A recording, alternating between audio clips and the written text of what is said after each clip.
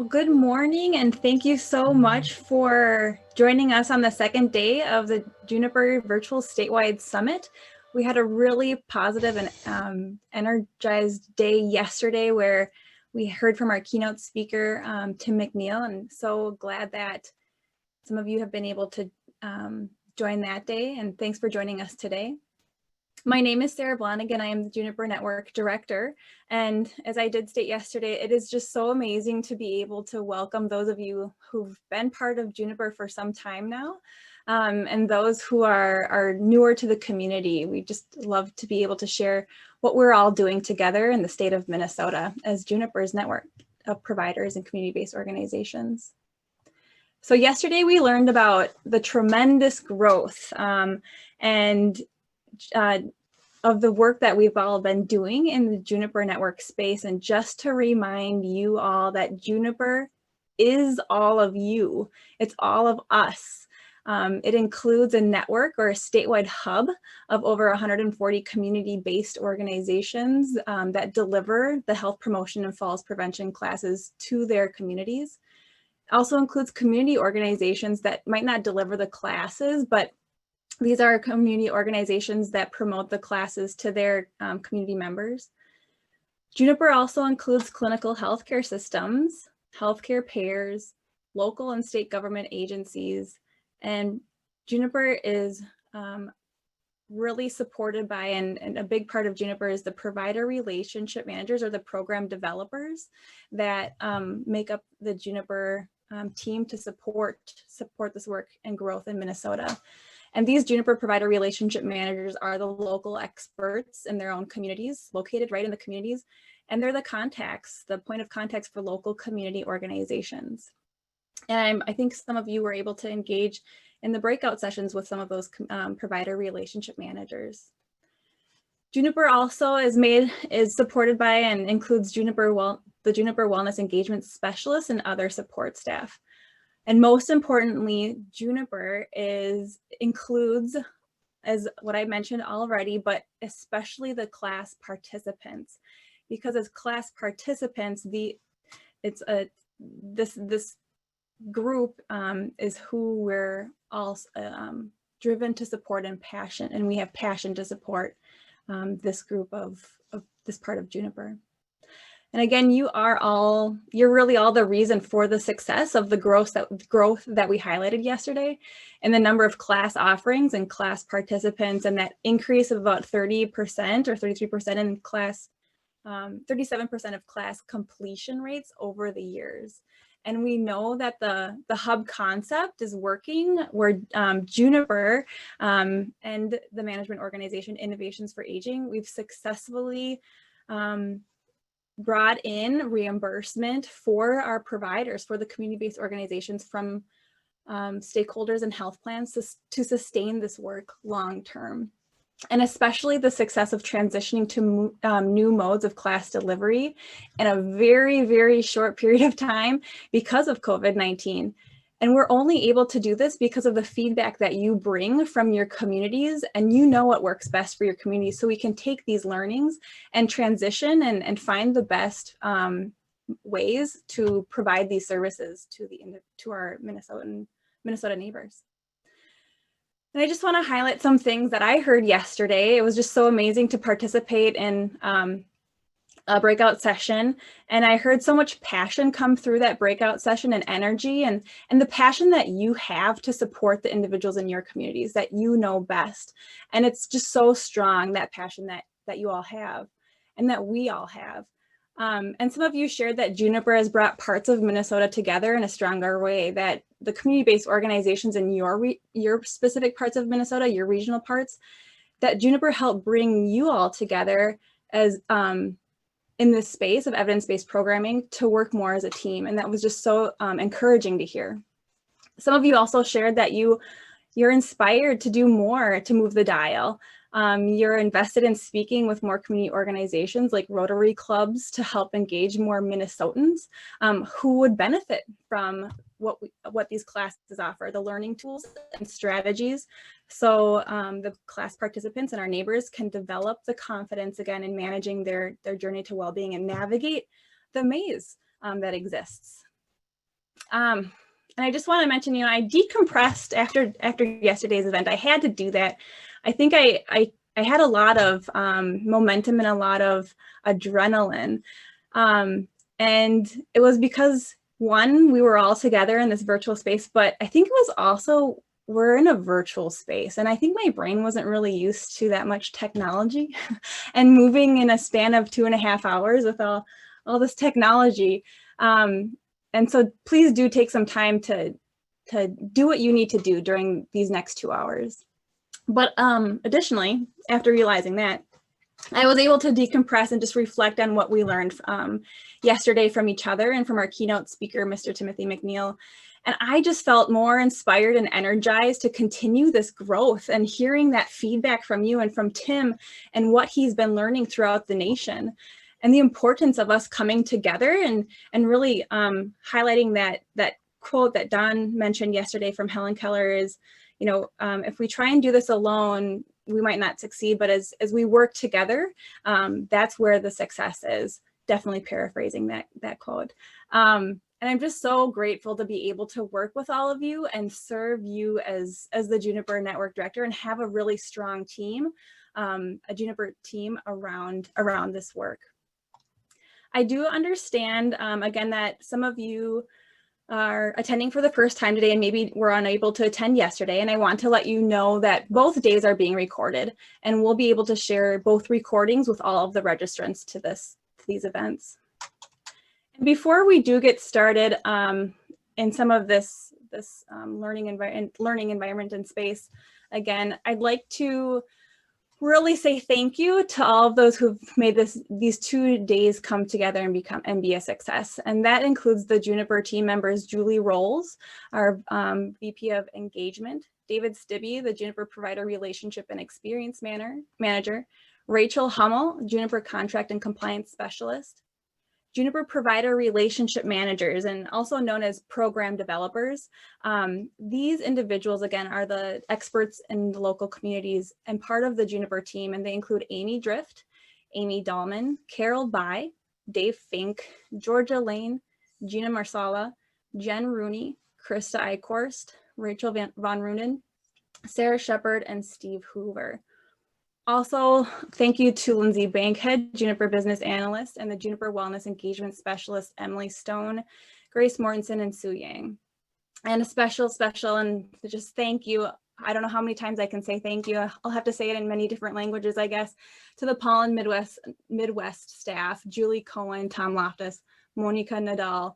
And the best thing about Monica is that we learned that her cat's name is Juniper.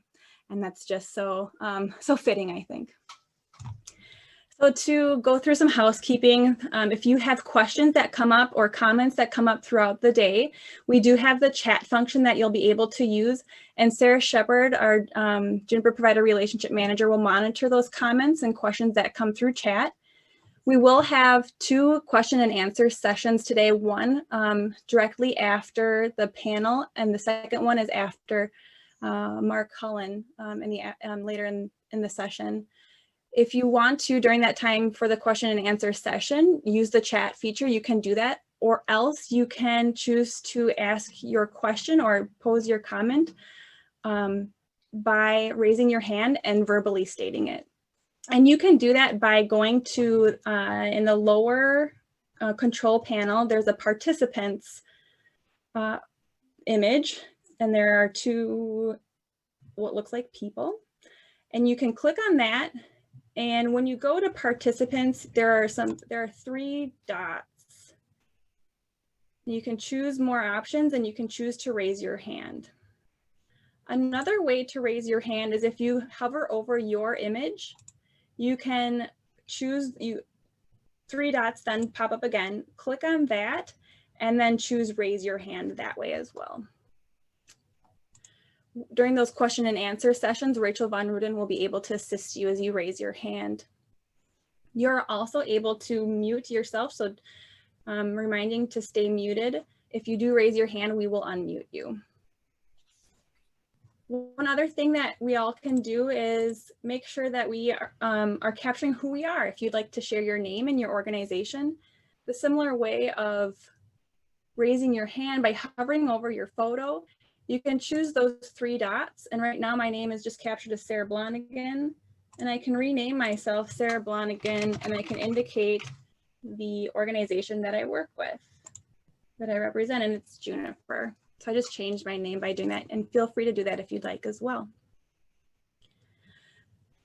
If you have the option of joining by video, please do, so we can see your faces. It's really fun to be able to see reactions.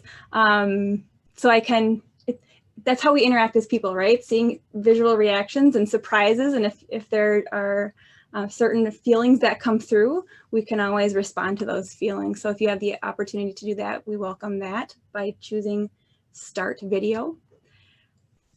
Also, this is a 2-hour meeting, so do please take care of yourself as needed. If you do need to step away, you can stop your video and just take a breather if you need to, knowing that this is a new virtual space that does take different energy.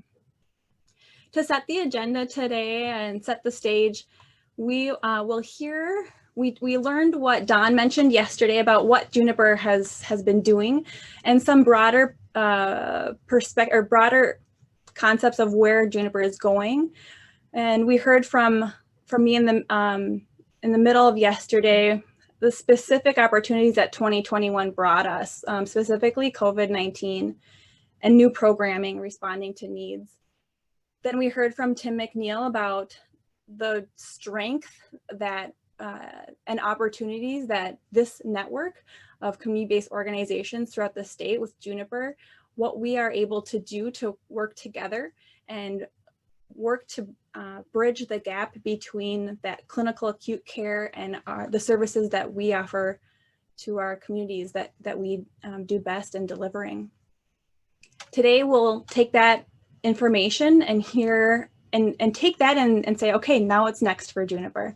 So we'll talk about some website enhancements and some new tools for our community-based organization, Juniper Network providers. We'll then have a 5-minute break. And then at 10:30, that is when our panel discussion will start. After that panel discussion, again, a question and answer session. A 5-minute break after that. And then time with Mark Cullen to learn about how Juniper and we are all in the a ripe space to bridge the gap between clinical care and supportive services. And we will close at 12.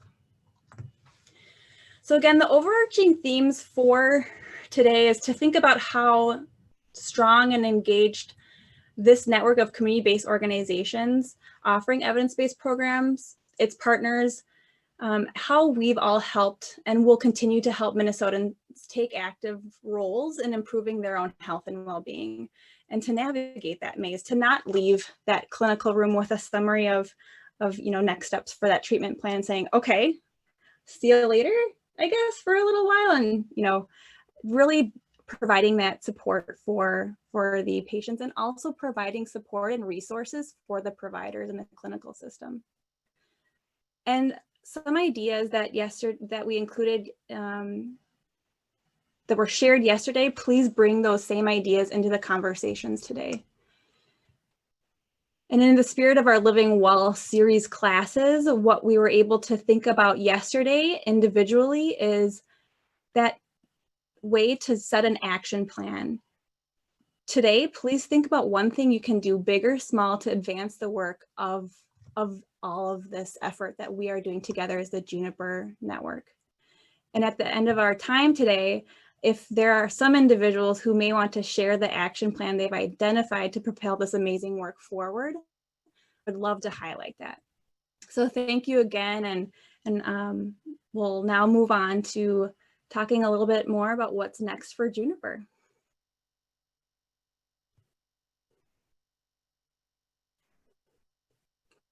All right. So Tim McNeil and we all talked about the importance of technology in the space. As you can see, we're all on a technology platform. We're not in the same room. And this is something that's an opportunity for us to bring these services to our communities in a new mode of delivery for these evidence-based programs. Tim McNeil, during his keynote, captured the importance of technology and the efficiency of it. He specifically said, you know, there are resources out there, but if there is an individual social worker at one organization and has multiple logins to a resource tool, that can be overwhelming.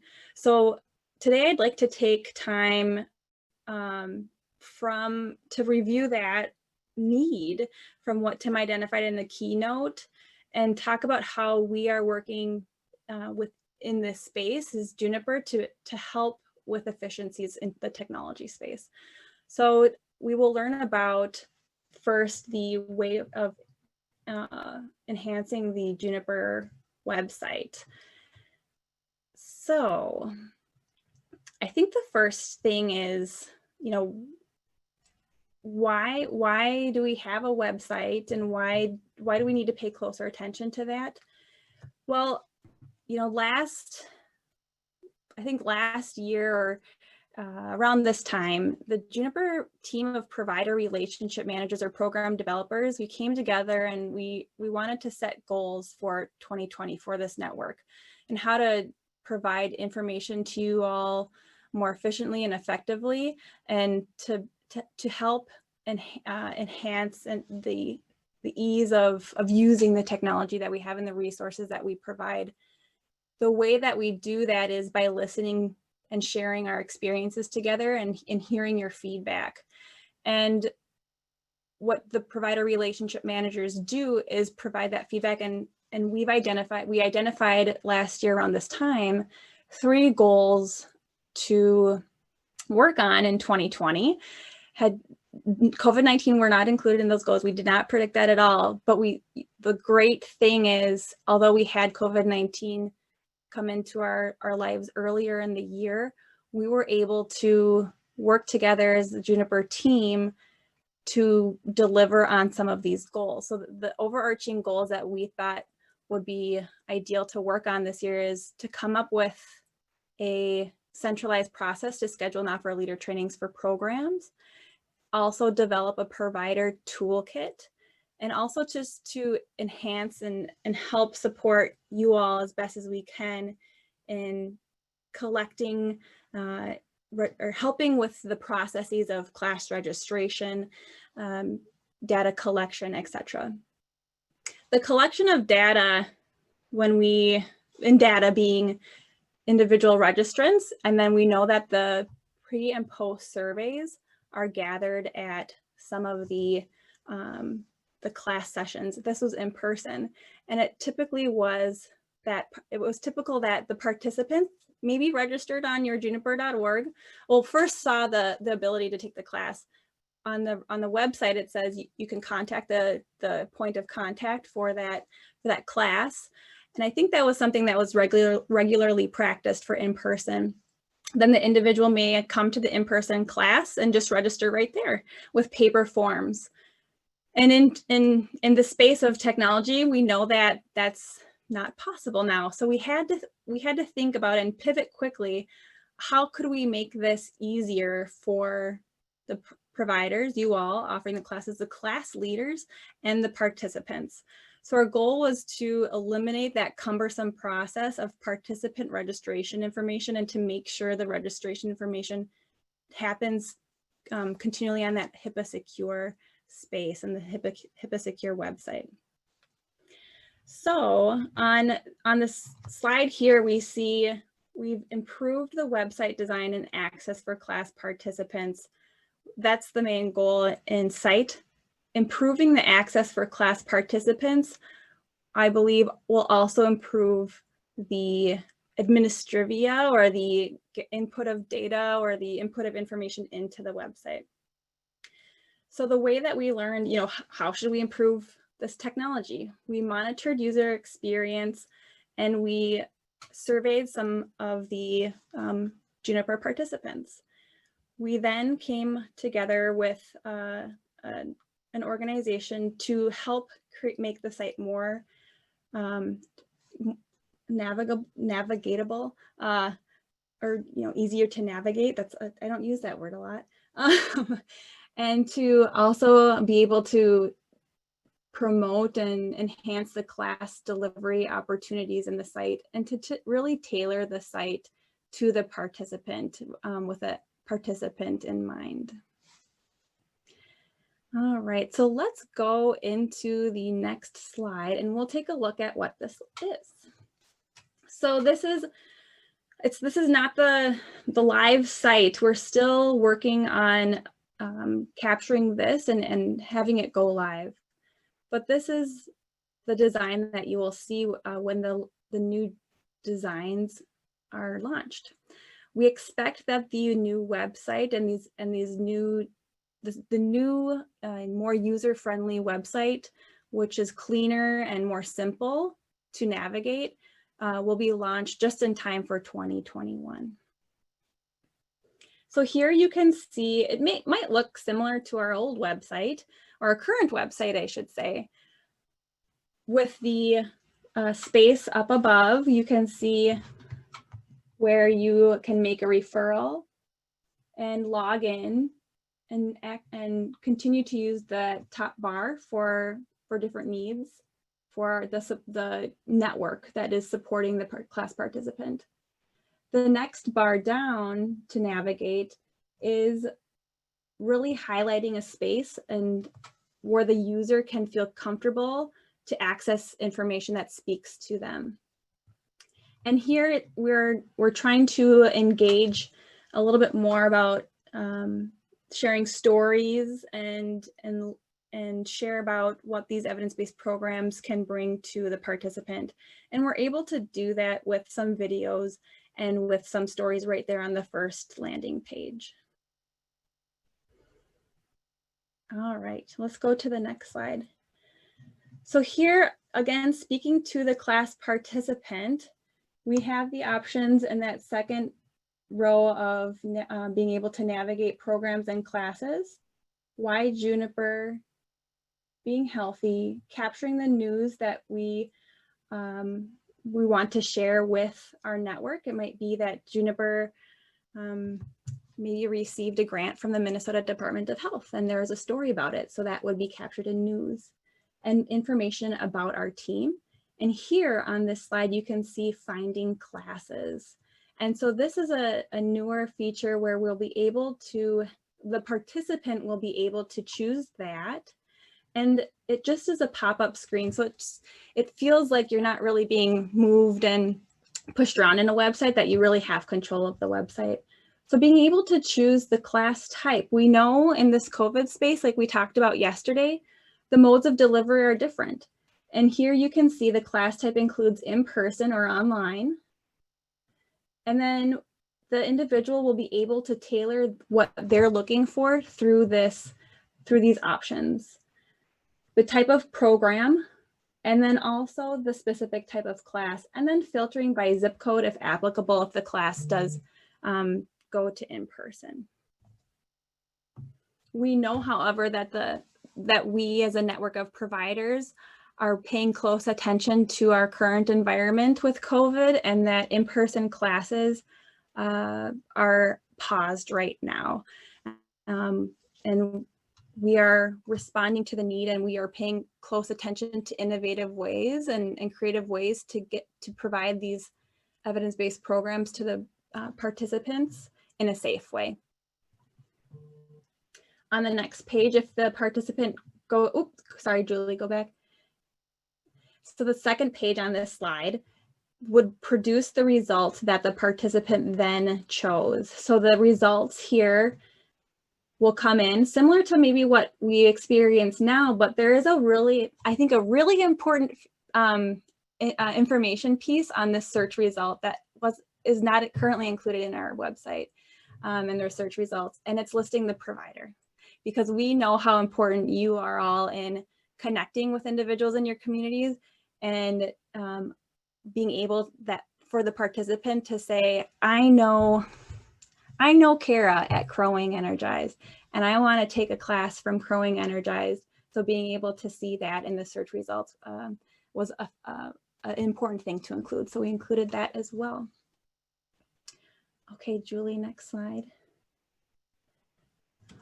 The other item that we learned about is, we needed to upgrade the space of how do we capture the survey information that we learned from the participant about their pre-experience and where they're at in their well-being, to after the intervention of the evidence-based program, what changed for that participant. So we have pre-surveys and post-surveys, and we all know that that information is collected in our secure site and in our secure database, but it does produce some more. We would need to have some additional support staff, or we need to invest additional time to enter that information. And we all know we've been using JotForm to do that right now, that HIPAA compliant site, but it's still cumbersome. So this slide here shows the space where a Juniper class participant, as we all log in now, I have my role and I can log into the database. Class leader has their role and they can log into the database. In our current website, the participant would be able to log in and register for a class, but that's really it, and it didn't really take that participant anywhere. So this new feature is the participant will be able to log in and welcome them to a landing page in the database, which is their own profile. And here the individual will be able to update the information about themselves, their contact information, their demographics that we currently collect on the registration forms or the page, and also see what classes they have participated in and the current classes they're attending. In addition to seeing their information, their demographic information, their current classes, you can see under these boxes, let's say Jasmine, a class individual, is taking the Tai Chi class. She can click on the pre-class survey and edit it herself.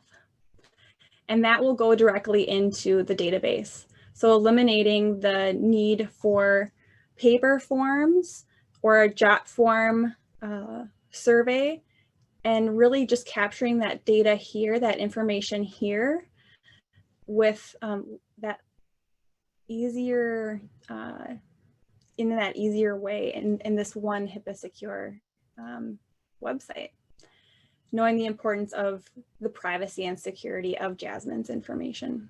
And she will be able to see then what her responses are for pre-survey throughout her time, and then also complete by the post-survey.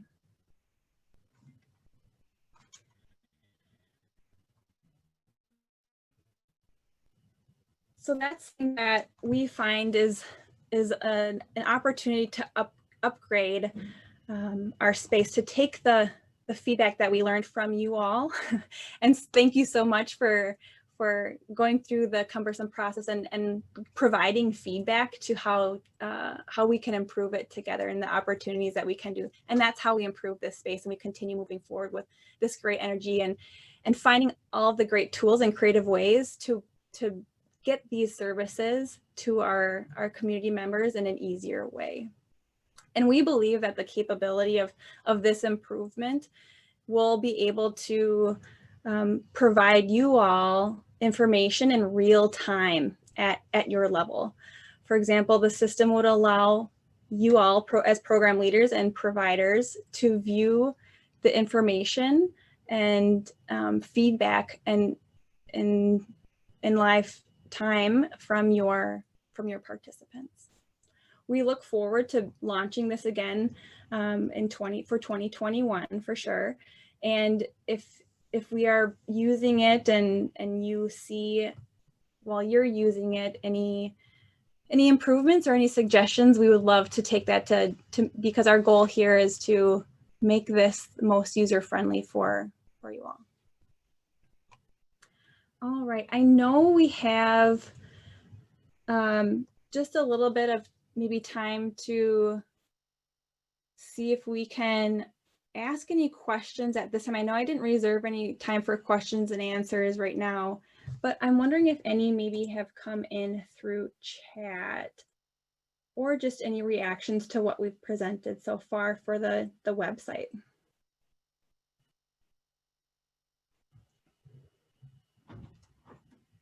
And I'll just pause here just for a little bit. Sarah, there is one question from Michelle, wondering whether providers will still have access to participants' pre and post surveys.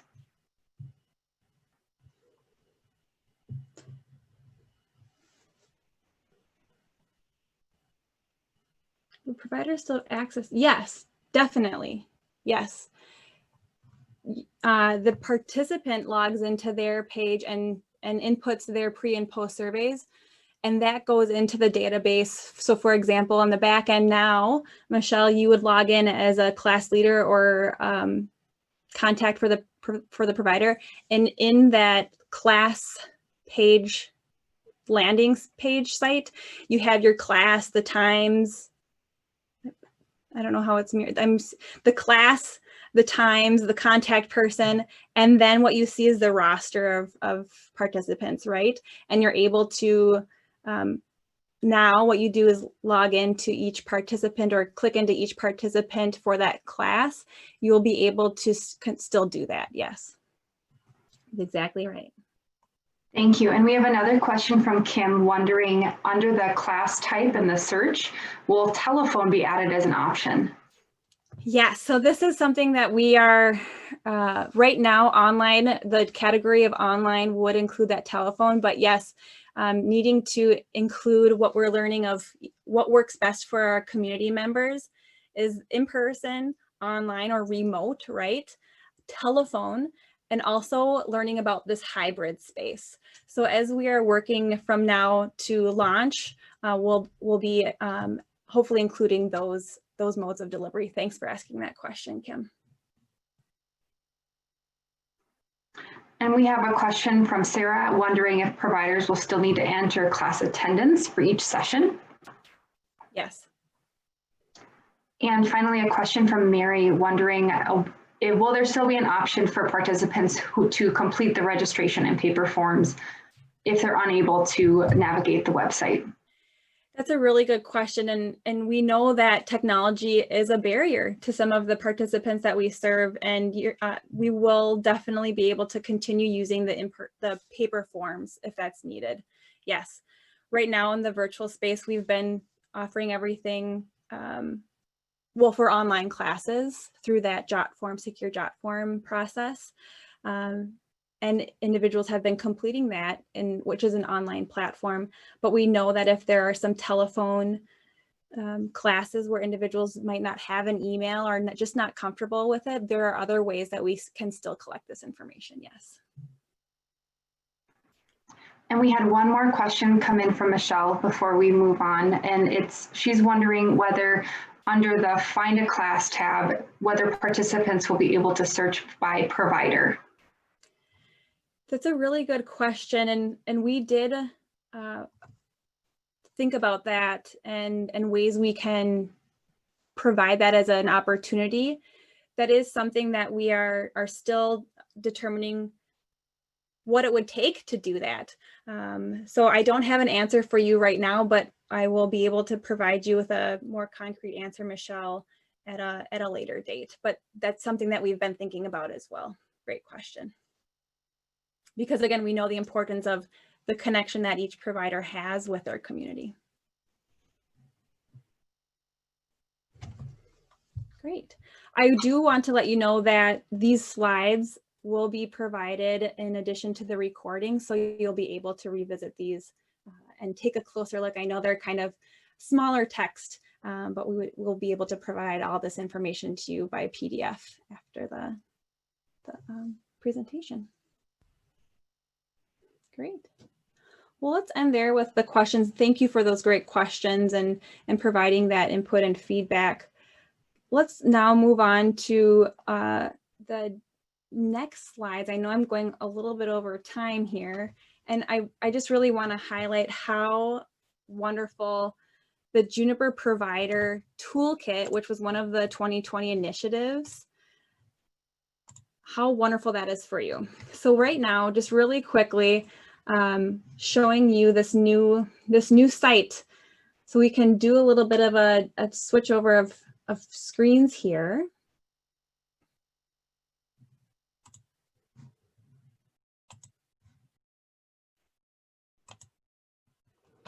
All right. So I feel like I should have had a drum roll, but this is a new site that our team and the team of Juniper provider relationship developers or provider relationship managers or program developers put together for you all as the providers and partners of Juniper. And this is live. And it's taking the place of the resources page at yourjuniper.org, and it's enhancing it in a really great way. And this is just something that when I saw this and this product, I just felt positivity. And this is one space where you all can access and explore for learning anything there is to know about Juniper at this time. So this is just a really great space for you all as Juniper partners, as providers, part of the Juniper network. You will be able to access, and you'll be able to get information. Some of it is, you'll be able to get the information to access all of the features from your provider relationship manager or program developer, because some of the features are password protected. What I really want to highlight here is, I'll just take a few minutes and just highlight the work that our team did. And the team consists of Sue Yang, Rachel Von Ruden, Ashley Millenbaugh, Julie Rolls, and Krista Eichhorst. And they just did amazing work here in gathering all the information we have and putting it in a very user-friendly site. So for Juniper classes, they're all right here, all the programs that Juniper currently offers. And you can learn more and read more for the purposes of offering these programs and helping explain them to, even if you would like to go to those Rotaries and say, you know, this is an opportunity in our community, we're offering these programs, would love to have you share this opportunity with your community members. So there's the Juniper classes. Class materials, which is right now all on the resources site. But one thing that is very helpful, it's just so nicely organized and it makes sense, which just makes me so happy, and I think my brain happy. So you can see one thing that we've been able to do is capture the class requirements, just really simply put out how it's delivered, how it can be delivered, and what it takes to deliver. Marketing materials for that class that we're able to provide you. You can easily download these and put in your information to share and advertise to your communities. As you can see here, modes of delivery for Matter of Balance are in person. As I click to Aging Mastery Program, well, let's click to Tai Chi. Class requirements, you can see modes of delivery are available in person or online. Then the last place that I want to take you, which I think is just so wonderful and our team did a really good job working on, is user guide and videos and how to use the yourjuniper.org website and database. So taking time to listen to each of these, I think is very helpful, just as a refresher, or if you use the site every once in a while in a year, all of these resources are here for you to refresh. And you can also open the management information system or the yourjuniper.org database user guide as a PDF here. All right. In addition, the site includes tips and really tools for you to be a successful provider in planning classes, recruiting and supporting leaders, how to fill those classes, and how to hold those classes. So this area is password protected. So being able to access this and look through it is something that we're so excited to be able to share with you. So thanks for all the input that we've been able to gather and provide you a provider toolkit.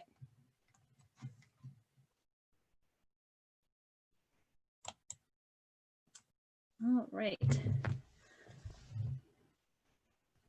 So let's move in. I know that the panel's starting at 10:30 according to our agenda, and sorry for the delay. So let's move into the panel discussion. And I just want to mention we have an amazing panel to highlight the work that Juniper has started in 2020 and will go beyond 2020. So we'll be able to highlight the new partnerships with the Minnesota Department of Health and how the new partnerships will enrich the participant and your experience as providers. And I'd like to provide you a little bit of an overview of the panel format. So first, we'll take a few minutes for each of the panelists to briefly introduce themselves and tell us a little bit about their background. And then we'll kick off the conversation and really start asking questions that draw out some of the higher level themes we should be thinking about. And then we'll open up the floor to give you an opportunity to ask specific questions. And that will be facilitated by Rachel Von Ruden. Again, you can do chat or raise your hand. And if you would like, you can raise your hand. While you raise your hand, you'll be asked, your mute will be removed, and then you'll be spotlighted to ask the question to the group. So let's get started with the panel introductions.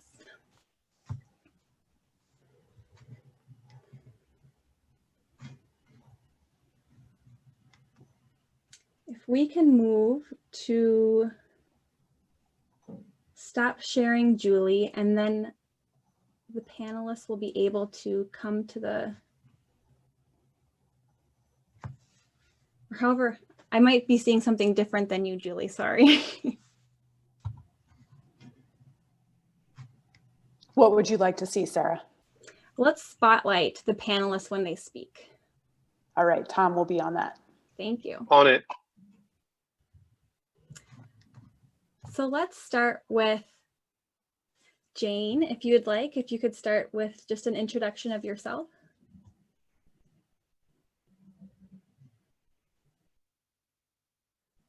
And yeah, Jane, I think there you go. There. My name's Jane Vogt. I live in Pillager, Minnesota, probably like right in the middle of Minnesota. I participated in the diabetic prevention program a year ago, finished last May. And here is a successful participant. Thank you so much, Jane. And let's move to Melissa Gibbs. Hi, good morning. Thanks so much for inviting me to be part of the panel. I'm very excited to share my experience as a leader and master trainer of the Living Well with Chronic Conditions programs and their suite of the different versions. I am a program coordinator at the Amherst Wilder Foundation in St. Paul, and I've been a leader of the Living Well programs for about 10 years. It's so hard to believe that when I say that. And a master trainer for about 8 years. And then through Wilder, we are also offering the Tai Chi Quan Moving for Better Balance. So just excited to be here. Thank you. Thank you so much, Melissa. And now let's introduce David, if you can introduce yourself. Yeah, hello all. I'm David Stibbe. I'm with Juniper. My role is provider relationship and experience manager, and also the project manager for our non-narcotic pain intervention program project with the Minnesota Department of Health. I come here recently from the American Diabetes Association after, you can tell by my beard, a relatively long career in nonprofit health space, and started out in the public policy area with the MDH many years ago. I'm sorry, that was DHS years ago. Thank you, David. And Teresa. Hi, I'm Teresa Ambroz. I am the manager of the Diabetes and Health Behavior Unit at the Minnesota Department of Health. And I work with a great team of colleagues who provide tools and support and training for evidence-based interventions, working with clinics and community stakeholders to improve health and well-being. I have a long career in health promotion and disease prevention, from a clinical practice all the way through to multiple nonprofit, public health, and healthcare settings.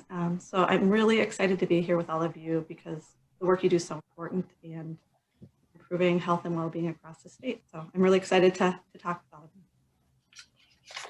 Thank you so much, Teresa, and thank you to all of you, Jane, Melissa, David, and Teresa, for joining us today as a panel member, as a panelist. We're just so excited to learn from you all and your experiences and your perspectives.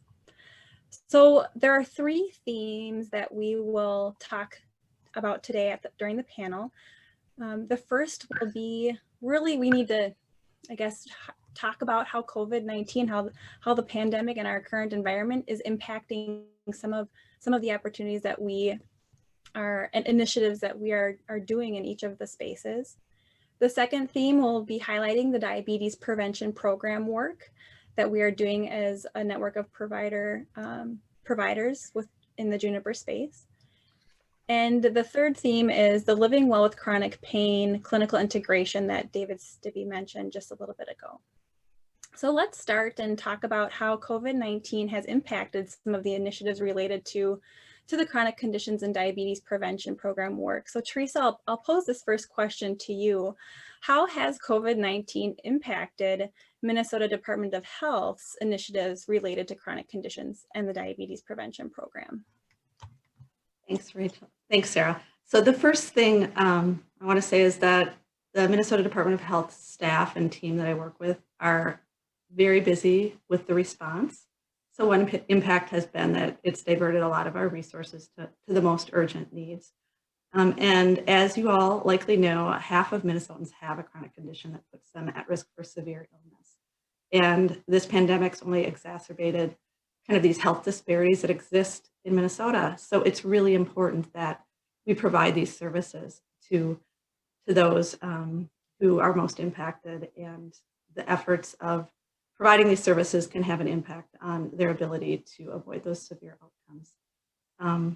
So one of the things the state was doing with our work with CDC was to try to look at opportunities to do more telehealth delivery of these programs.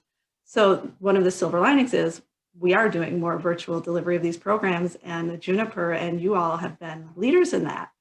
So that's really exciting to see, because now we can reach more people in more convenient ways and hopefully improve retention. And some other research has supported that, you know, those on Medicaid do really well with virtual delivery. And I know you're all committed to helping everyone you serve do well. So I think there's a big silver lining here that people who maybe couldn't receive the service before can. And just a story that, you know, we've been working with communities of color and those experiencing health disparities, people with disabilities, and in talking to community liaisons, they identified kind of some disappointment in their communities when the diabetes prevention program and these programs weren't available, because they feel a real need for social support. And we all know social isolation is a big deal right now. And one of our programs is also an arthritis program, and using a lifestyle-based intervention, Walk with Ease. And, you know, perfect timing for that, because every time you look outside, somebody's walking in my neighborhood and maybe in yours. So having that program available in different formats, you know, the timing is good, because that's something people can do. So anyway, we're really, I mean, obviously this pandemic is serious, but the work you do is really important. So thank you. Great. Thank you so much, Teresa. Let's now move over to Jane and Melissa. How has COVID-19 impacted your experience, Jane, as a participant in that diabetes prevention program class that I know you took with Growing Energized? I initially started it in May of 2019. So really the first 9 months was in-person class. And then the last 3 months, when COVID was just starting, it switched over to online Zoom. And I think the program tends to lose some participants anyway, but probably lost a few more because of the technology. Some of the participants were older.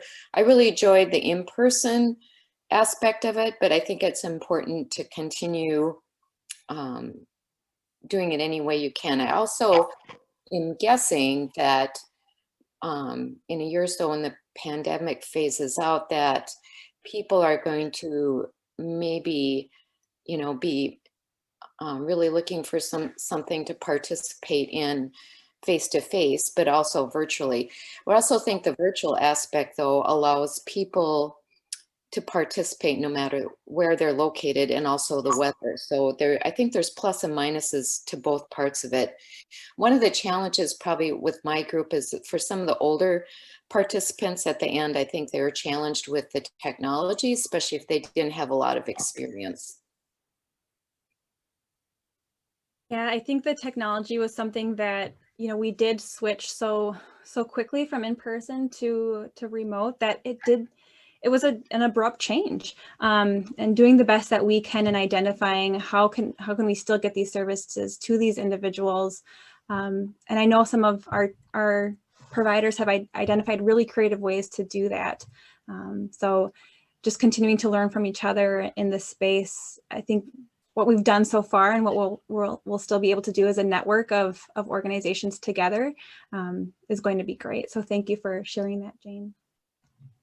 Melissa, can you talk a little bit about maybe how COVID-19 impacted your experience as a class leader in those chronic condition class, in those living well with chronic pain or chronic condition classes, and maybe what some of the participants in those classes have shared with you as well?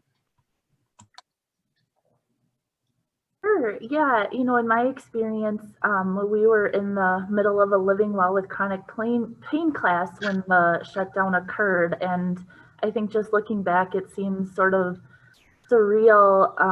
You know, we said, we'll see you next week to finish up our class. And then the shutdown occurred and that didn't happen. And I think coming from kind of a preconceived perspective, you know, I thought these classes would only really work in an in-person format, but I was very pleasantly surprised at some of the benefits that have occurred in holding the workshops virtually, you know, and it's really added another access point to these classes. And as Jane mentioned, you know, the virtual doesn't work for everyone, but at the same time, I was surprised to learn that there were some people that really preferred that method of taking a class. And we had people attend from across the state, so it was really great to kind of, in a way, see that other people from just different parts of the state that we got to know.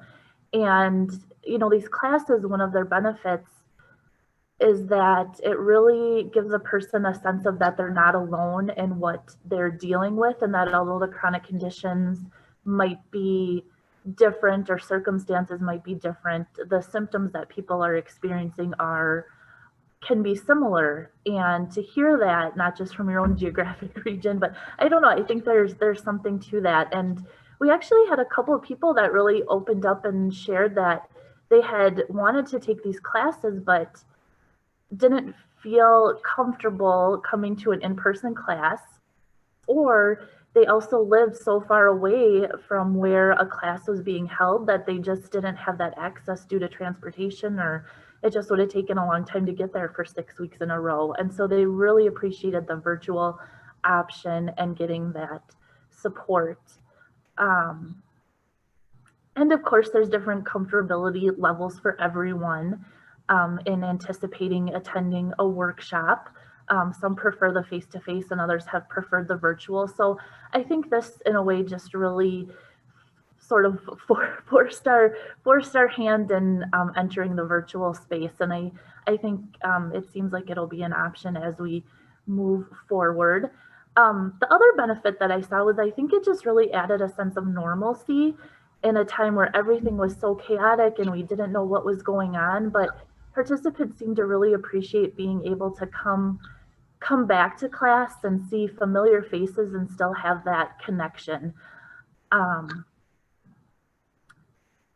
I just also have to say I've appreciated the Juniper system, you know, again, going back to the quote from yesterday of, together we can do so much. And I don't think as much would have been able to be done with all the people that the leaders and participants and the staff from Juniper that really helped kind of pave that path for a good virtual experience and the support. And I think in a way, with the benefit of even having that safe space to try something virtually, I think just really opened a lot of doors for other participants to do other sorts of health and wellness things or participate in other ways to connect. There's just a lot of support shown to just even how do you get onto Zoom. So thank you.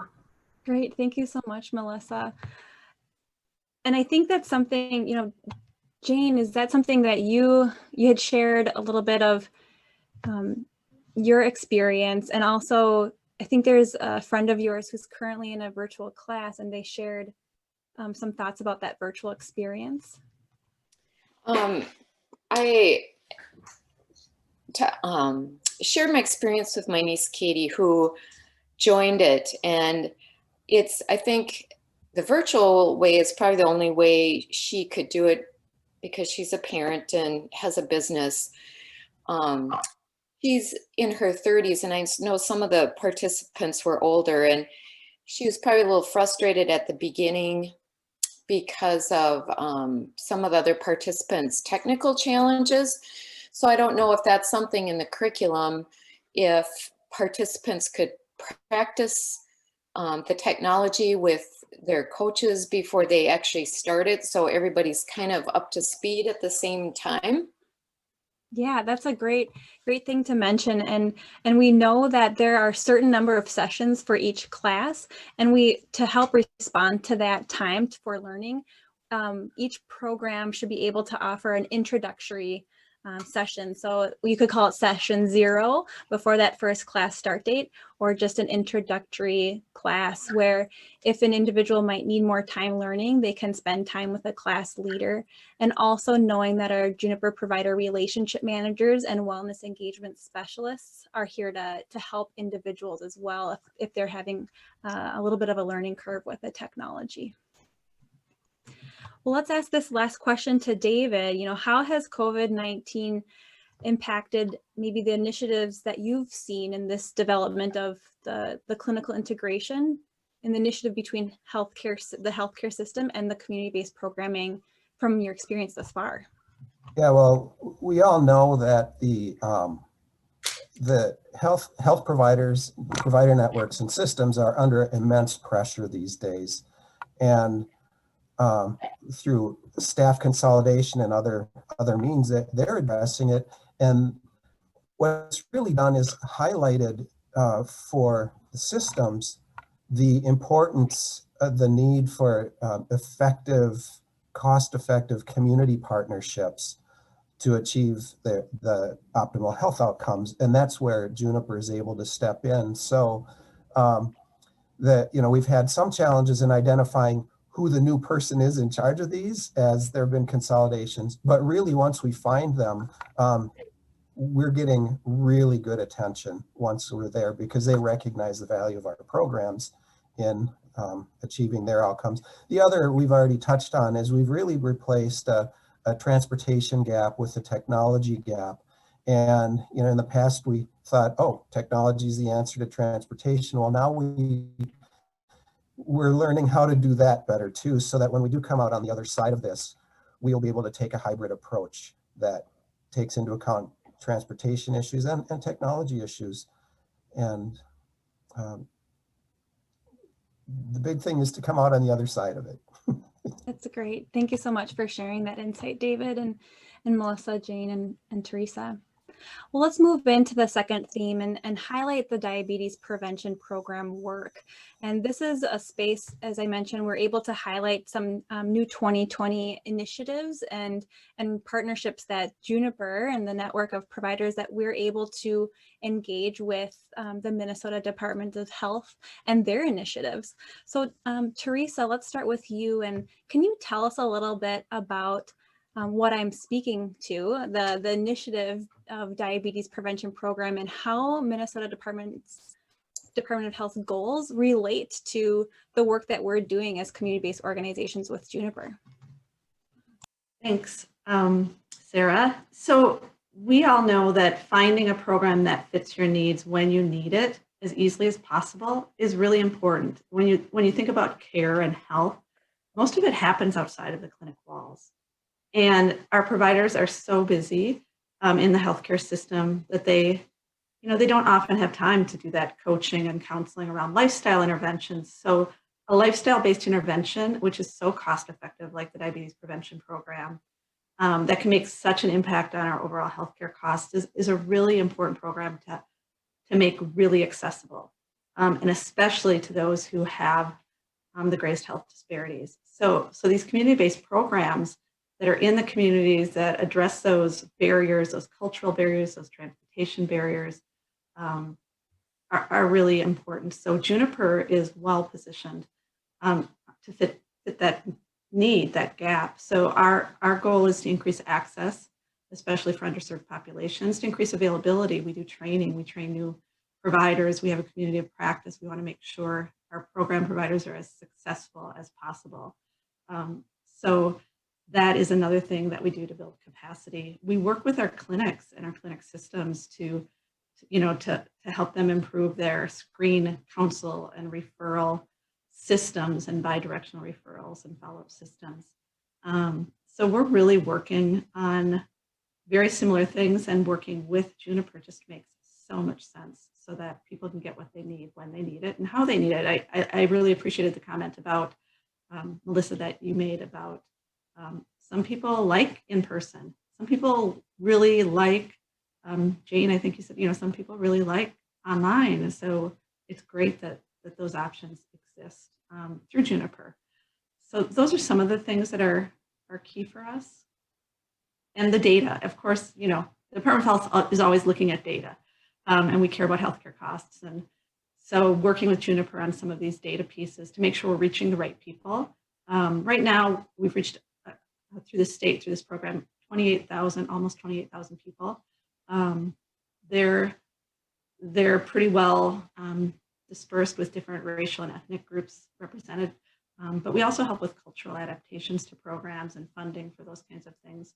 One of my colleagues I know is on this call right now, Ann Schulte, is really working a lot with disabilities and adaptations for disabilities. And we're also working on some of the same things. So sharing our knowledge and sharing our resources is, I think, going to be really beneficial.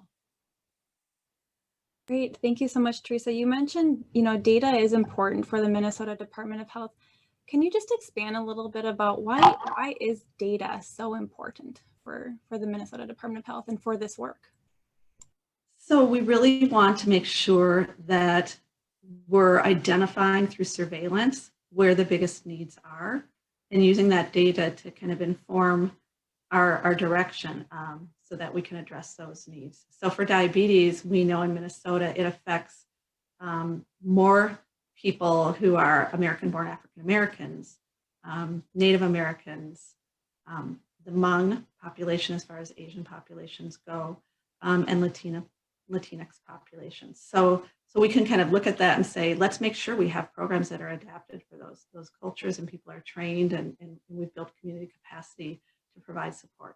So we use it to kind of guide our efforts. As all of us in this space, there's limited resources, but it's really important space.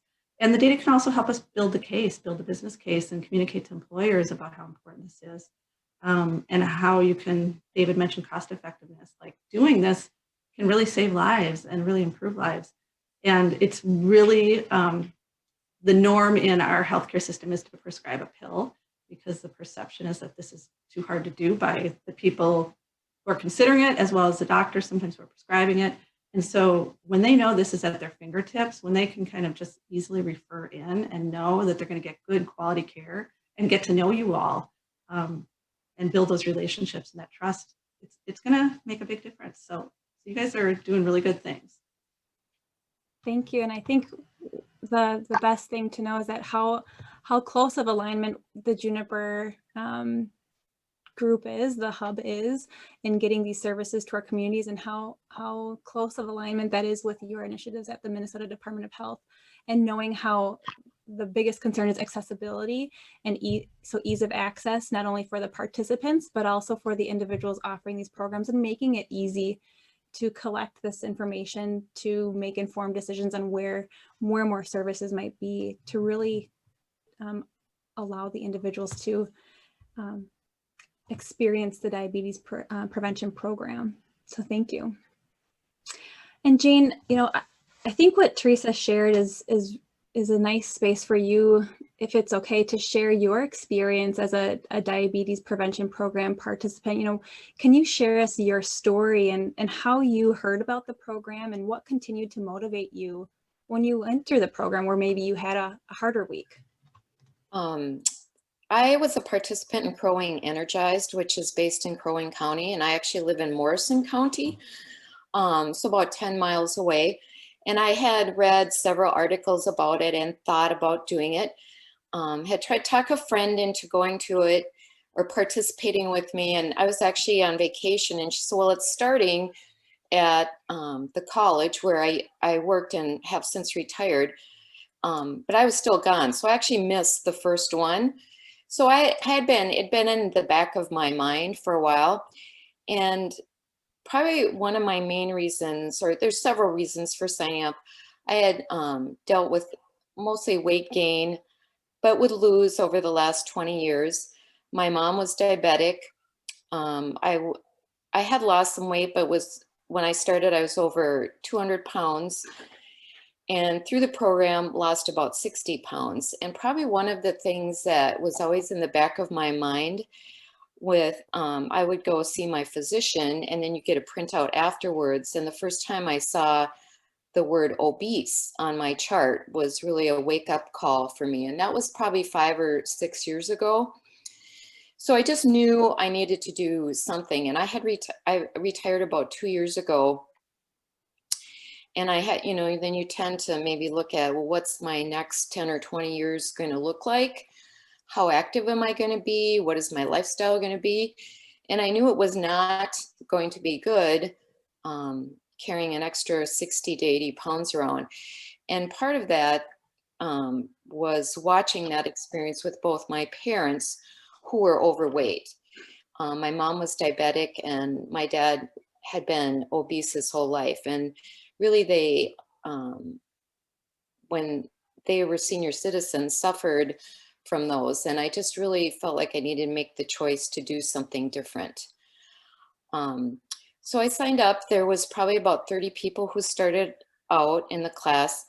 It was a mixed group, probably the youngest were, there was some diversity. I'm going to say mostly female, a few people in their 30s, some people in their 70s or 80s. And it was really kind of a cross section of the community. And one of the things that I enjoyed was just meeting different people in the community. And I know Kara, my coach, I think is listening, so a shout out to her. She really was able to pull our group together and we had great discussions.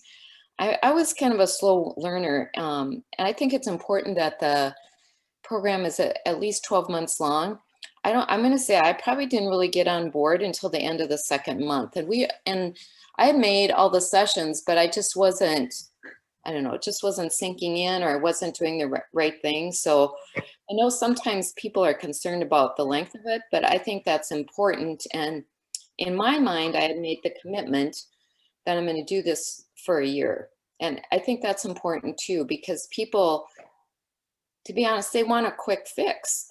Several people, or many people I know, have seen me and want to know how I did it, and think there should be a magic pill or a program, or you ate this kind of food or on this diet. And probably one of the biggest takeaways for me is that there, you know, is really nothing that you can't eat. You just don't eat it very often.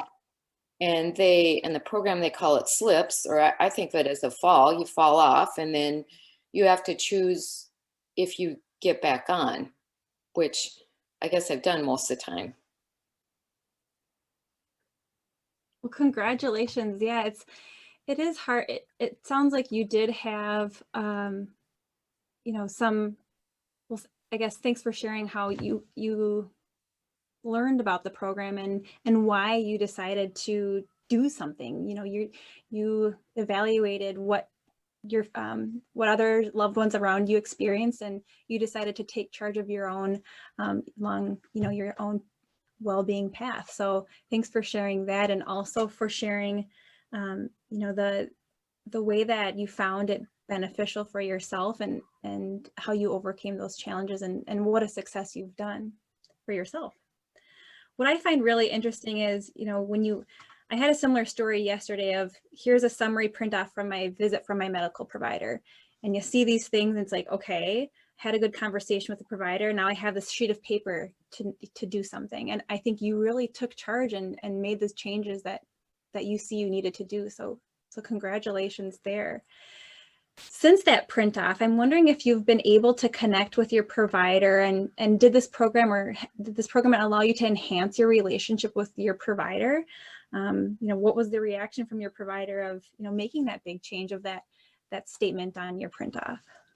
I never really shared that with her, that's why I started that journey, but she, the last time I had my physical was earlier this year, when I had lost quite a bit of weight, but she was very excited. I mean, she was super excited because I think many times healthcare providers are coaching, prompting, nudging people to do something different. And many times it falls on deaf ears and somebody doesn't. So for her to see someone who was successful, I think was a bonus on her day. So she's, been very much a cheerleader for me, and, has been supportive. So when I go get my physical in a few months, she'll still be excited because I have gained a few pounds, but basically maintained it, which I think is normal, which is part of the curriculum, how to maintain, and in many ways is as hard than actually getting to that good weight or a healthy place. But it's something I need to, focus on daily. And yep, I have some slips where I fall, but I think that was probably one of my biggest things. You feel like you're the only one that's slipping or falling, and having the rest of the participants talk about their challenges and they slipped and what they did to get back on track. Yeah, I think what you highlighted there is the importance of the peers next to us in those classes. So, and how valuable that support is from other individuals going through the same challenges and learning from each other. I'd like to end one last question with you, Jane, of, you enrolled into this program and you have been able to communicate with your provider about the work you've done, and hopefully about what the program has provided you because of the importance of sharing these tools and sharing them. I think something that you've mentioned is you being able to share your learning experiences can plant a seed for future movement for others to maybe experience what you've done. Can you share a little bit about that, how you've already planted the seed in this space? I just love your story. During my working career, for the last 15 years, I was an advisor in Trio Student Support Services at Central Lakes College. And we work with students up to 3 years, coaching them through the education process, their first generation or low income. And when I first started, or one of my first year, I had a student, Kara Schaefer. And with all the students, and you can think of that as your clients, you do the best you can and plant seeds with them, but you don't always know what happens. And if I worked with thousands of students, I maybe saw less than 50, beyond, because they go on and go to college and do other things. And when I signed up for the Growing Energized program, I didn't realize at the time that my coach was Kara Schaefer, who was my student. So I feel like, I planted seeds and with all my students, And then it kind of came circle that she came back and she was a coach, mentor, advisor for me. And I think that stories for really something I hope you all take away, because you just never know. And most of the time it's frustrating when you're doing all this work, trying to build a community, make people healthy, promote your programs, because what is your impact? Well, your impact might be 15 years later. You just never know. So keep planting those seeds and passing it on. And, you know, and I think I did that probably with hundreds of students and don't realize the benefit of it. But you just have to know you've made a difference in people's lives. Thank you so much, Jane, for sharing that. And just really hearing that story, and you've gone through that full circle of, you know, even though it's 15 years later, it's what you are all starting as class leaders, as a teacher yourself, Jane. We're all working to impact and make those, you know, small impacts which grow into an outcome for the benefit of our population, overarching population health. So thank you for sharing that and for all of the work that you are doing, similar to what Jane did. It's important work that you're all doing. Thank you. It is very important work. Preventive health is very important. Thank you, Jane. Well, let's move into a similar, you know, the third theme, but knowing the importance of what Jane, you just said, bringing in those seeds and how important this work is, and trying to plant those seeds in various parts of our communities so that the movement and the excitement of this work of preventive health or health promotion can continue, and not only within our communities through teaching, but also planting the seeds with our acute clinical system. So David, can we transition a little bit and talk about the Living Well with Chronic Pain clinical integration project that Juniper is able to do because of a new relationship with Minnesota Department of Health, and, you know, tell us a little bit about what the opportunity is and why does it exist? Yeah, thank you. First, I just want to say something. I mentioned earlier I came from the American Diabetes Association, and when I was there, we covered Minnesota, North Dakota, and Wisconsin in our office. And I just want to say that Teresa and her team, the Department of Health, were amazing partners. We're really fortunate in Minnesota to have her and the Department of Health. We got national attention at times because of the great work your team is doing. So moving on, we've embarked on a project in partnership with the state through a grant at MDH focused on focusing on non-narcotic pain intervention, and which is also we know it as our clinical integration project. So it really touches on two things. First, there's no secret to any of us that the nation was facing a severe opioid crisis prior to the pandemic. It's only gotten dramatically worse with overdose deaths up significantly since March. We also know there's a humane level at the personal level for non-narcotic pain intervention. And there's also a societal interest in identifying what those options are and dramatically expanding access to them.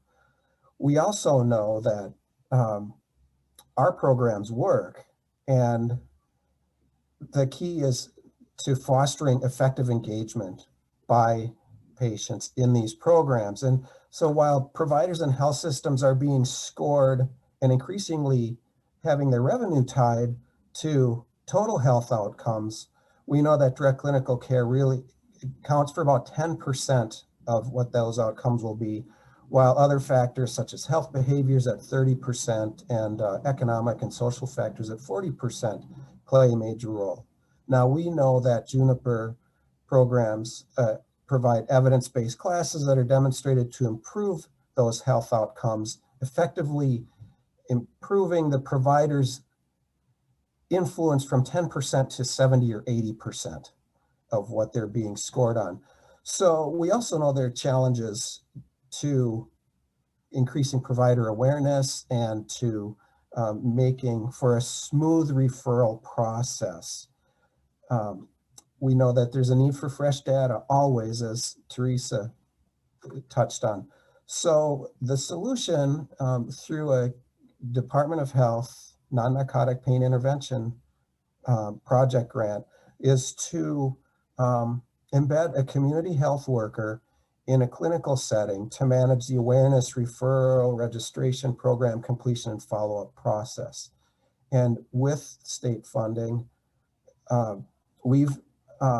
Innovations for Aging is entering into an agreement with Health Partners Neuroscience Center to provide a community health worker who is an employee of Innovations for Aging, Juniper, to enter the clinic as a team member and work with their staff and patients. Specifically, we know that patients who are referred by a healthcare provider are more likely to register and complete their programs. Our goal is to make that easy and then make that process replicable across multiple systems. Through this model, by having a community health worker in the clinical setting, the healthcare provider, rather than making a referral to a website or a phone number, will be actually handing off directly to a clinical team member who then becomes that person engaging the patient. So this provides a seamless referral process that respects the patient needs and also respects limitations providers face in time and you know, just what all they can know. So we will have a community health worker in the clinic. The provider hands off the patient to the community health worker, who then engages in the motivational interviewing, makes the connections with Juniper classes, follows through, helps with the registration and the follow-up, and then importantly, we'll be collecting the outcome data from all of that as well. It's a data-driven project intended to kind of clearly and unambiguously demonstrate the valuable role effective self-management plays in improving outcome, demonstrate the challenges and benefits to the two access models of in-person versus remote or virtual classroom experience, demonstrates the role that living well with chronic pain and other Juniper programs can play in assuring those effective self-management outcomes, and then created a replicable model for implementing a clinic-based approach to engaging patients in self-management with consistent follow-through. And then importantly, demonstrate for providers and payers alike the significant benefits, both with the humane aspect of patient health outcomes, but also the reduced costs and improved revenue that they can see that will result from a very modest investment in a community health worker working in their system. Great. So in the end, we'll have a report to the Department of Health with data. We'll have a how-to guide in effect for replication across other health systems, and package and presentation with data for making this appealing to other systems, and then some ideas on how they can sustain such an approach. That's really great, David. Thanks for sharing that. And I know, this concept isn't new in our health system, the importance of community health workers, but knowing that the community health worker will be also trained in that living well with chronic pain class, so that warm handoff will be welcoming that patient from the clinical system into the community based organization space of these evidence-based programs, where the community health worker will be trained and be that leader for the class as well. And knowing that, this is a space that we can test this in a system right now, but knowing we do know that the other community health workers throughout the state and the work that they're doing is so beneficial and to the system as well. And just being able to know that as we work together, hopefully in this space, we can work as that team and see significant changes for the entire benefit of the state population. And can I just add, Yeah. along one of the additional benefits of this project is because of it, we've had conversation with other health systems who are excited by the notion as well. So we're not just co-creating this in this particular setting, we're doing it with other systems, health systems as well. And it looks like will really catch on. And definitely, thanks for highlighting that, David. And I'd like to now turn to Melissa. You know, the model that David described, you know, it's not a newer model, but it's that the newest part of it is having that community health worker trained in these evidence-based programs to be that warm handoff and that trusted connecting part from clinical to these community-based service organizations and programs. How may that impact your experience as a leader in the Living Well with Chronic Pain classes that you've led or that you will lead in the future? Yeah, gosh, that's a tough act to follow, David. I think you really just highlighted all of the benefits that this model can really show of how we can really bridge. I mean, that's the word that kind of kept coming to mind, is that bridge between the community-based organizations and others that are offering these classes, and to the leaders and to the organizers, the coordinators. I think as we all work in this space of, I think Teresa mentioned, you know, we're facing more limited resources and more constrictions, and so certainly not wanting to, you know, try to reinvent the wheel, as we always like to say, but to really, you know, take these tools that aren't necessarily new that people have heard of, but just to present them in a different way. And you know, since I've started with these programs, we've always really held that belief that the programs are very complementary to the healthcare system and to what patients are hearing and talking about with their healthcare providers. And it's certainly, you know, by offering these classes, not meant to interrupt that relationship that patients have with their providers, but to really just enhance it. You know, and again, going back to that group format, people are feeling like they're not the only ones dealing with that condition or the symptoms. So we're, you know, we leave that we're not alone, that there's others that are dealing with this. And I think that just gives us more feelings of control to be able to figure out ways to deal with the symptoms. You know, we have activities in the Living Well program specifically that are around working with your healthcare profession and healthcare system. And I think having that connection even further with a community health worker in the clinic setting will only will help to bring another layer to that. You know, and then also for myself as just holding that dual role of both a leader and an organizer and coordinator within the Wilder Foundation, I certainly would appreciate any support that could be provided for recruitment and retention. And as David mentioned, you know, I think we've found that people will tend to look into the course or be more likely to want to participate if they do hear about it from a trusted resource, or the community health worker can reduce some of those barriers of having to call the registration line or to help them register online, whatever that might be, because that first step is always kind of the hardest. And so to have support in that way, I think will be really helpful. So I think it's a really exciting step into more of that bridging the two together.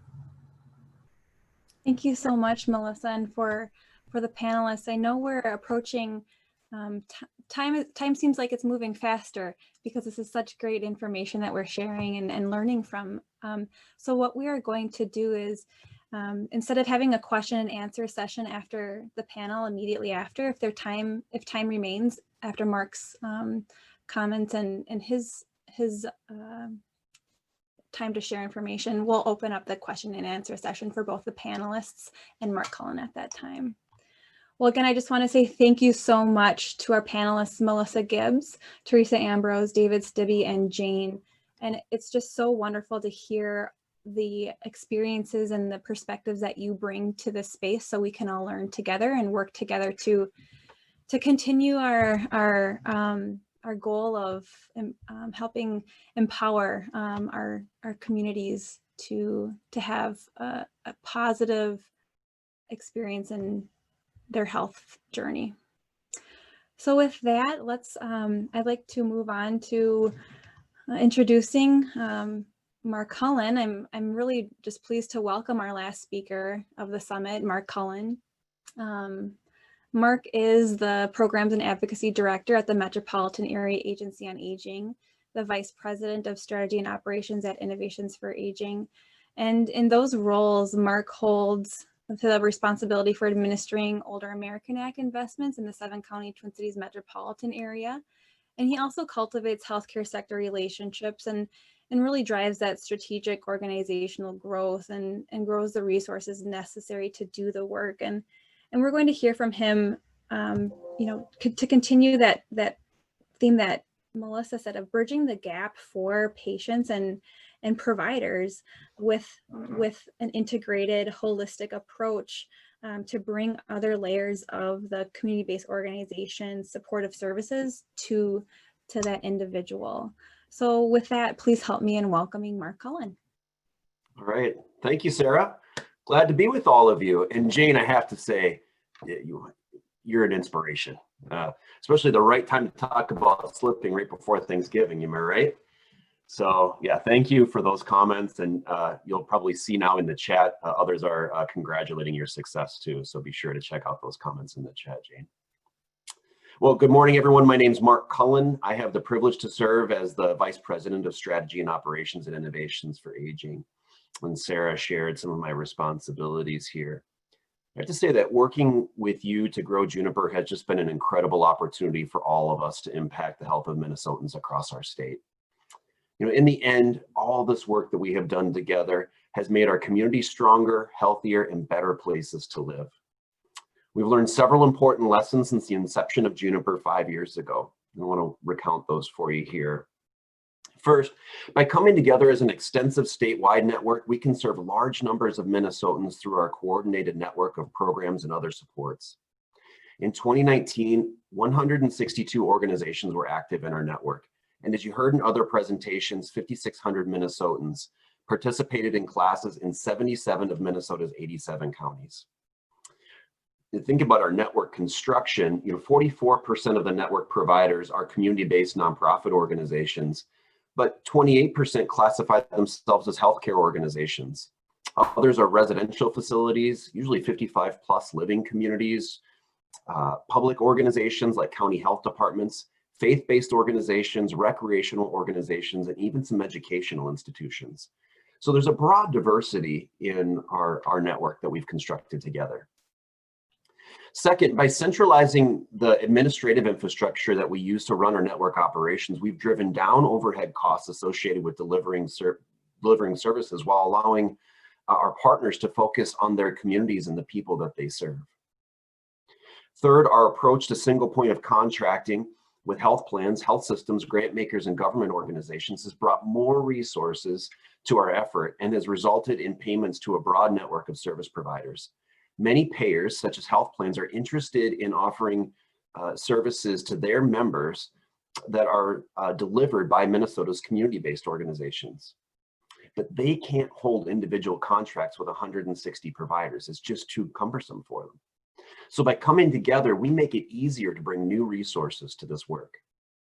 And finally, we're getting better at outreach to populations who can see the most benefit from our programs.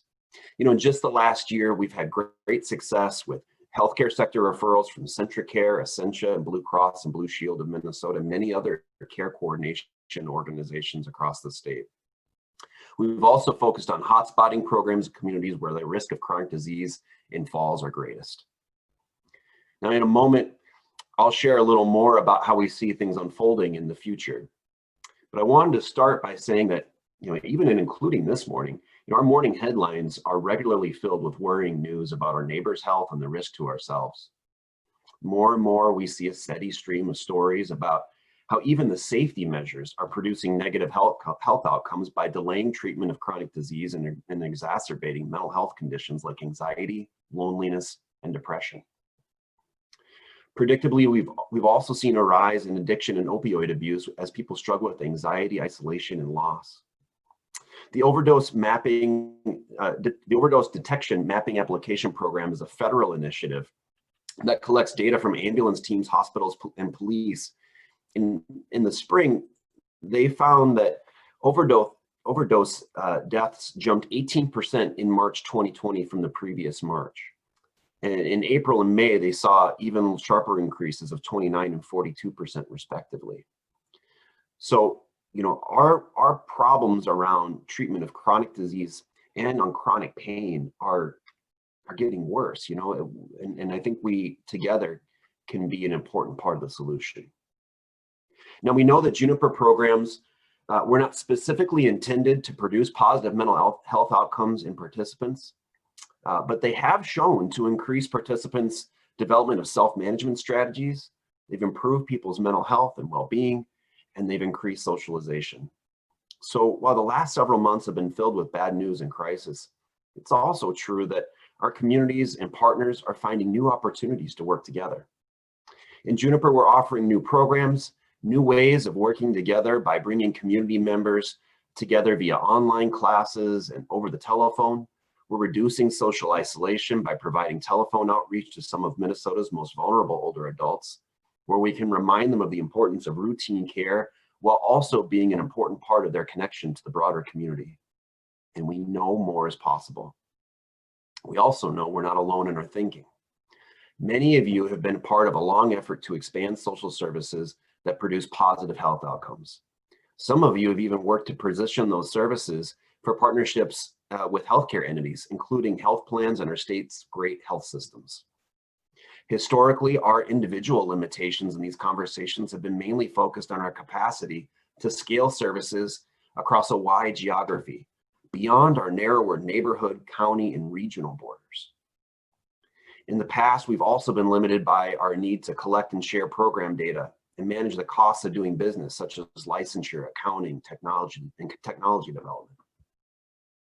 You've helped to solve these problems by coming together in the Juniper network, where we have been able to drive down these costs so that they're more manageable than they would be if we held them as individual organizations. And we hope these next innovations can help build on your thinking and success. Many of the key lessons that we've learned in our network's development so far will apply in the future too. Our collective ability to meet our community's evolving needs will require flexibility, good business sense, geographic scale that includes rural and urban communities, consistent and timely delivery of services, high quality service delivery, innovative thinking, and proof with data of our ability to make the changes we seek. Just as we have in Juniper, we think the value that we offer together is more compelling than startup companies based in other states. Tim McNeil highlighted some of this yesterday. These companies often seek to aggregate a listing of services via technology platform. This effort simply repackages the information that you already place in public databases like 211 and MinnesotaHealth.info and others. These platforms essentially give our neighbors a list of available services, but the neighbor is left to themselves to arrange for service delivery and get help. For many, that process is just too confusing and burdensome, especially in times of crisis. The network that we've built with you is highly local, it's adaptable, and it knows on a personal level the people who can most benefit from the services we provide together. After all, you've been providing services in Minnesota communities for decades. No technology application can replace that human connection. And a human connection is more important now than ever. Former US Surgeon General, Dr. Vivek Murthy's new book, Together, describes the work of Dr. John Cacioppo at the University of Chicago, University of Chicago. There he co-founded the field of social neuroscience. Cacioppo's team measured the effects of persistent isolation and loneliness and found that the same stress hormones that surge to provide short-term protection begin to produce long-term destruction as they increase cardiovascular stress and inflammation throughout the body. In turn, tissues and blood vessels undergo damage, increasing the risk of heart disease and other chronic illness. Studies have also found that loneliness leads to changes in gene expression in white blood cells, resulting in increased inflammation and reduced defenses against viruses. These chronic illnesses are exactly what Juniper programs were designed to address. But we know that the programs are only a part of a comprehensive solution. At Innovations for Aging, we know that we can help address these problems in our communities, and we believe that you will be important partners in that effort. Late last month, we received notice that we successfully raised limited funds to expand services offered by the Juniper Network, taking us beyond evidence-based health promotion classes and into something more. We hope the development of new services can help address these critical problems facing our communities. In the coming months, we'll be hiring a leader for this innovation work. Once we have that person on board, we will reach out to you to gather input on how we might design new service offerings that would improve the lives of our neighbors, while it's also attracting the interest of health plans and health systems who share our vision for a healthier, more connected Minnesota. We are particularly interested in opportunities that include community health workers and services that directly focus on older adults and individuals struggling with chronic illness. As you know, community health workers are trained as advocates for the improved health of communities and the individuals who live in them. Community health workers are trained in motivational interviewing techniques that can apply to a wide range of services and interventions. Of course, our network's great strength is our ability with you to come together by bringing separate organizations, missions, and communities under a coordinated social service delivery platform. Doing so would allow us to expand services in the Juniper network much more broadly. In so many cases, we don't need to develop the services themselves. They already exist because of you. Instead, what's needed is a way to organize the existing network of community-based services. If we're successful, we can expand support by offering chore services, support for caregivers, coordinated transitions of care, and improved navigation of available supports through effective assessments and screenings. The result is a more easily navigable system of long-term services and supports and improved health outcomes for individuals who disproportionately drive costs in healthcare. Now, we know it will be important to think about our network development in the context of changes happening inside health plans and health systems, whose own work continues to acknowledge the expanding definition of healthcare to include some community-based social services. The vision Tim shared yesterday highlights the national trends in this direction that are driven by Medicare policy and value-based purchasing arrangements. Now, while the business models and the service designs are complicated, the problems at the core of our communities are relatively simple. More than ever, people are lonely, isolated, and worried. But there's good news too. A study conducted by the University of Michigan's Institute for Healthcare Policy and Innovation with support from AARP and Michigan Medicine found that older adults who have had some social interaction or exercise have fared much better on loneliness measures. For instance, older adults who said they interact with people in their neighborhood at least once per week, just once per week, were less likely to report feeling a lack of companionship or feeling isolated. We know that when people feel lonely and isolated, their compliance with the government's recommended safety measures lowers and the virus spreads.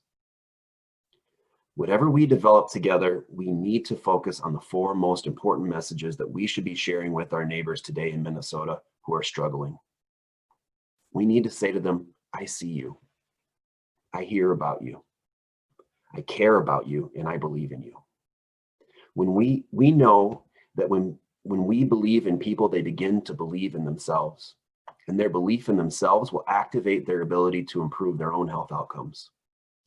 If we remember those key messages, incorporate them into our service design and program delivery, and share them with a human connection, our communities can come back from these uncertain and dark days together and stronger. So that concludes my remarks, and I'm happy to take questions. I know we have time for panel questions here as well. Sarah, will you help us navigate those questions? Definitely. We have, we're able to now merge please bring your questions from the panel discussion into this time as well as the questions you might have for Mark. And panelists, if you're still able to continue your time with us and answer those questions that might come in, we'll take time in paying attention to those questions that come in through chat. And if you'd like to ask your question verbally yourself, Rachel Von Ruden will be able to help you with that. So let's open up for questions now. Thank you so much, Mark.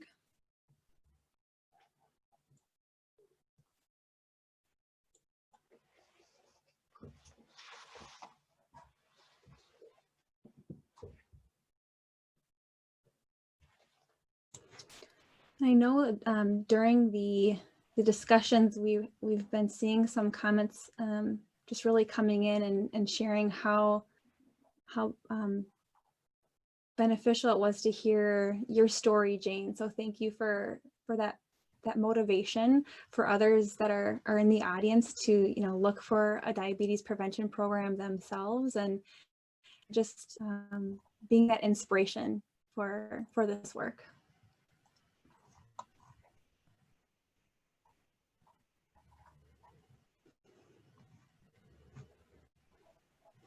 I know the questions that might come in to the panelists, you might have questions about that clinical care integration model, the work that David Stibbe mentioned about a Juniper community health worker integrated at a clinical setting to be that warm handoff from clinical provider to the Living Well with Chronic Pain class.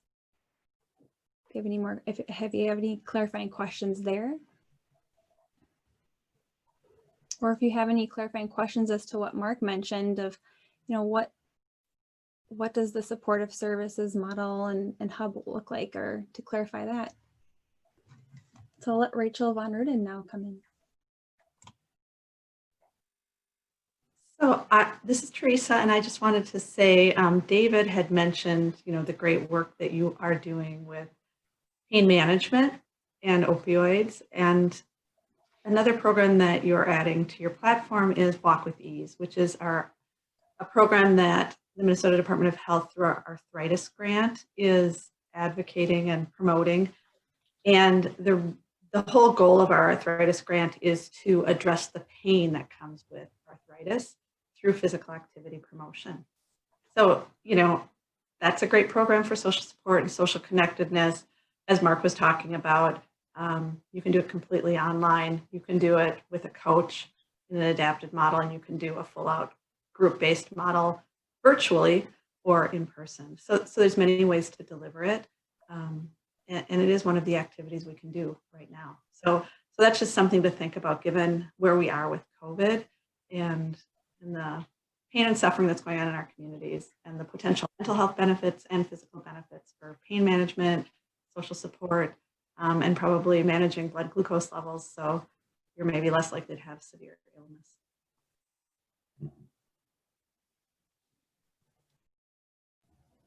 Yeah, really excited to bring Walk with Ease more fully into the platform. The technology launched early last week, and so we're ready to go. I do see a really good question coming in from Shawnette. So here we go with Shawnette's question. Are there any health plans at the health plan level considering developing more centralized community-based programming and using their healthcare systems within these plans to not only drive referrals, but also help staff when clinical expertise is required? And the example that Shawnette gives is stepping on.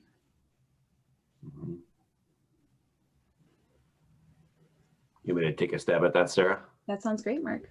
Yeah, so I know some health plans are thinking this way. I mentioned that Medicare policy and value-based purchasing arrangements are creating incentives for plans and for health systems to think in this direction. It seems like generally the conversations that we're having with plans and with health systems, folks are focusing more around trying to figure out, how to do this in a scaled way, beginning first with some pilots. And certainly the work that we're doing with MDH and the health system that David Stibbe was referencing is a recognition of that kind of an approach. We expect that that will grow over time, and we're so hopeful to position ourselves to be a part of a solution there, because we really think that this network of community-based providers can really add value in that context. Thank you, Mark. We have another question that came in from Katie that you might be able to help with too. So regarding what David Stibbe had shared, is there any work being done not just with clinical providers, but also pharmacists or dietitians? Yeah, there is. I think this is one place where we could do more. We've had some interest from pharmacists and dietitians. I think the place where that's most ripe right now is in our National Diabetes Prevention programming. And so we've had some early conversations there. So expect more to happen there in 2021. But I think there's a lot of value that those folks could bring across all the programs. When we start to think more broadly about who is a provider, it's not just your doctor, right? Sometimes it's your pharmacist, could be a nurse that cares a lot about you, dietitians certainly. And so I think once we start to expand our thinking about who do people trust with their healthcare advice, certainly dietitians and pharmacists are in that group, and we need to figure out better ways to leverage that expertise. And Mark, I'm going to add to that. So the Minnesota Department of Health works across all these sectors, and we are actively working with some pharmacists on promoting evidence-based programs. So they do MTM, or medical therapy management of diabetes and other chronic conditions, hypertension. And we're coaching them to refer into Juniper as part of that pilot program in rural Minnesota. So there's lots of opportunities for these partnerships to build on each other and drive people to the programs they need. Yep. Yeah, thanks, Teresa.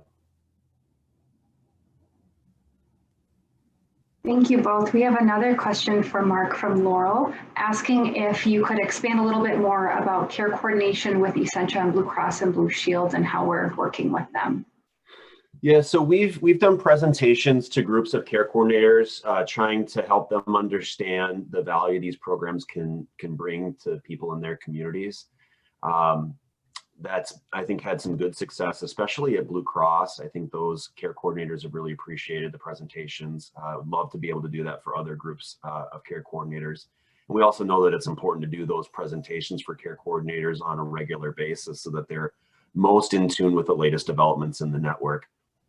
In the end, we hope that the Juniper site can really be an easy place for care coordinators to understand the upcoming classes. And for the providers in our network, our SDOs, the people that are offering classes, that's part of the reason why we've encouraged you to calendar your classes really early prior to their start, because that allows care coordinators and others in healthcare to be able to plan to send patients or their plan members your way. So that's how I think those two efforts can tie together. Certainly more could be available. Now we've seen another effort that's really gotten some traction. We've seen this both at Centricare and Essentia, and Blue Cross did something similar as well, where they were able to take segments of their either plan or patient population and send letters from the medical director to those folks, often focused around diabetics or others who might be a great fit for one of these programs. And so they sent the letters, they put our phone number on the bottom of the letter and encouraged people to call to enroll in classes. And we've seen great spikes in enrollment when we've had that kind of encouragement from either health systems or health plans. And so I think that's another thing that we could do on a more regular basis, ongoing in the future, that would drive more participation in programs. And I think would allow us to better target those high cost, high need plan members or health system folks who, they say something like 5% of people drive 50% of the cost in healthcare. And so part of what we need to do is to really figure out how to target that, those folks that are really driving that expensive cost in healthcare. Thank you. And another question for the group about care coordination. So David Stibbe had shared this exciting new CHW clinic integration that is happening. Is there an opportunity for a care coordinator that already exists in a health facility to take this role of helping to connect patients to classes and help them register? So I can step in there. Yeah, it's actually a great option. It in effect is a shortcut to where we're trying to go. And by presenting this model to a health system, rather than bringing in a community health worker, we might be demonstrating to them how having an existing care coordinator dedicate a percentage of their time to this will benefit the system and their patients. So yeah, if there's already someone there, that's all the better. We don't have to bring someone in. We just highlight how to use that position better.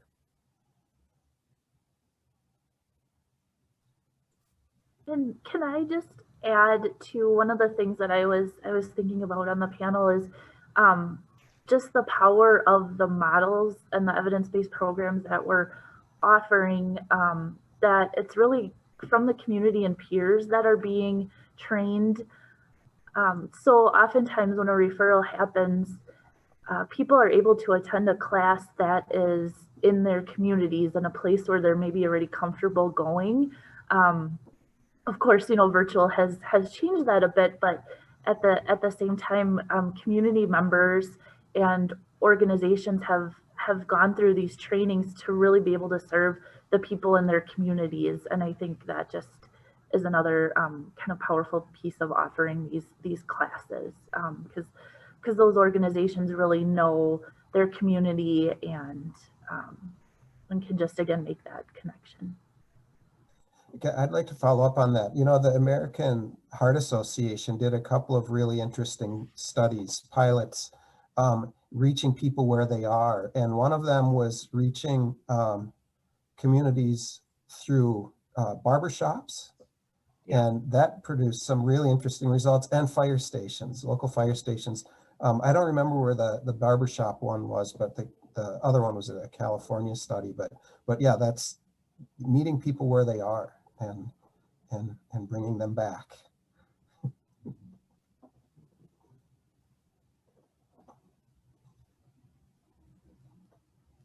Great. Well, I think, you know, we have about 3 minutes left until the top of the hour, and we're scheduled to end our meeting today at 12. But I think that there are some questions that are still coming in that we will be able to answer as they come in after the summit. Just want to be mindful of your time and just knowing that we do have busy schedules, and we're so appreciative to be able to spend the time with you all today, and that you've been able to join us the last 2 days full of sharing your positive energy and solution-oriented ideas. So if we go to the last slide here, Julie, we just want to thank you for those that have shared your perspectives, your questions, your stories, and especially Jane. You know, we've saw in the chat that your story is really inspiring, and again to say that we saw in the chat that you've motivated others to look for a diabetes prevention program for themselves. And just again highlighting on what Mark said, that we will be following up with you as we work through these new Juniper innovations, the Juniper being everyone here, right? The providers, the stakeholders, the clinical providers, and just communities that refer community members into these programs. And these innovations that we're able to highlight together and to collectively bridge that gap between the clinical care and then the community-based organization supportive services. Being able to do that together is where we'll be successful. But again, if you do have any questions, please do reach out to your provider relationship manager, the wellness engagement specialist at the number on the screen, on the slide here, 855-215-2174, and other Juniper team members that you can see on this slide as well. Well, thank you again for sharing all of your time with us. You know, together we have formed and we're continuing to form a growing hub or network of trusted community partners all throughout the state of Minnesota. And we're trusted community partners to offer these services to our community members. And again, I am going to leave you with the overarching theme, or the quote from this summit is, you know, alone we can do so little. We can do work, but it's smaller than what we can do together. So again, alone we can do so little, together we can do so much. And we're just looking forward. I'm especially looking forward to what we can do together in the future. So thank you for joining us, and have a great afternoon.